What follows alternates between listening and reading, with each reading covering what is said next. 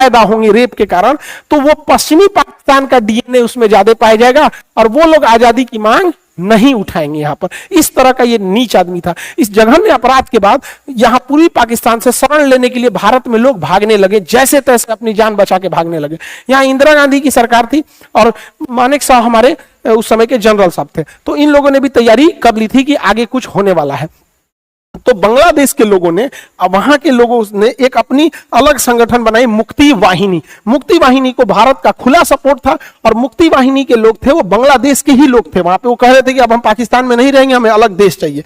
जबकि यहाँ पे जो जनरल टिक्का खान था उसने 3 ब्रिगेड बनाया था, अल बद्र, अल शम्स और रजाकार, जिसमें सबसे जालिम जो थे सब वो रजाकार थे। सबसे ज्यादा रेप किया, सबसे ज्यादा मर्डर किया तो ये रजाकार थे सब। रजाकारों की संख्या 50,000 थी। ये 50,000 मिलके 30 लाख लोगों को मार दिए सब और 4 लाख से ज्यादा महिलाओं का रेप किए सब यहां पर। और इधर से लड़ रही थी मुक्ति वाहिनी। मुक्ति वाहिनी का भारतीय इंडियन आर्मी सपोर्ट कर रही थी। अंततः मुक्ति वाहिनी की जीत हुई और ये पाकिस्तानी बेशर्मों ने 93,000 फौज ने सरेंडर किया। दुनिया का इतिहास है कि 93,000 फौजों ने सरेंडर नहीं किया। देखिए हथियार जमीन पे फेंक दिए लोग, अपना बेल्ट उल्ट उतार के ऐसे सरेंडर करके यहाँ नियासी साहब सरेंडर कर रहे हैं यहाँ पे। और ये बहुत आइकॉनिक फोटो है यहाँ पर। तो यहाँ हो गया, इस प्रकार बांग्लादेश का निर्माण हुआ। अब बांग्लादेश का निर्माण हुआ, यहीं से विवाद चालू हुआ। पाकिस्तान देखना नहीं चाहता था शेख मुजीबुर रहमान को, और शेख मुजीबुर रहमान का साथ दिए थे उस समय के आर्मी जनरल जियाउर रहमान। तो जियाउर रहमान और शेख मुजीबुर रहमान दोनों मिलकर बांग्लादेश की स्वतंत्रता में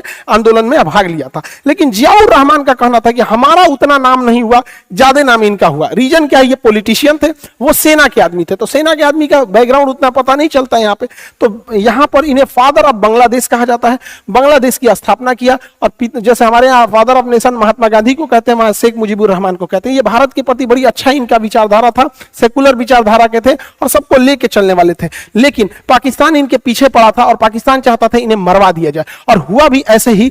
आजादी के महज 1972 में पाकिस्तान ने मान्यता दिया बांग्लादेश को। 3 साल बाद 15 अगस्त 1975 को 15 अगस्त 1975 को शेख मुजीबुर रहमान अपने घर में थे।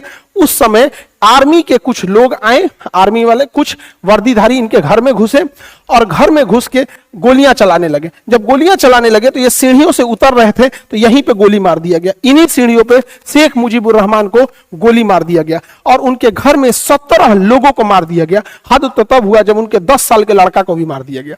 10 साल के लड़का को गोली मारा गया। सोचिए, एक परिवार में जब 17 लोग की मौत होगी तो क्या बीतता होगा। शेख मुजीबुर रहमान का पूरा खानदान उजाड़ दिया गया था। एक आदमी की मृत्यु होती है तो हालत खराब हो जाता है, और यहां पर इन्हें इतनी बेरहमी से मारा गया।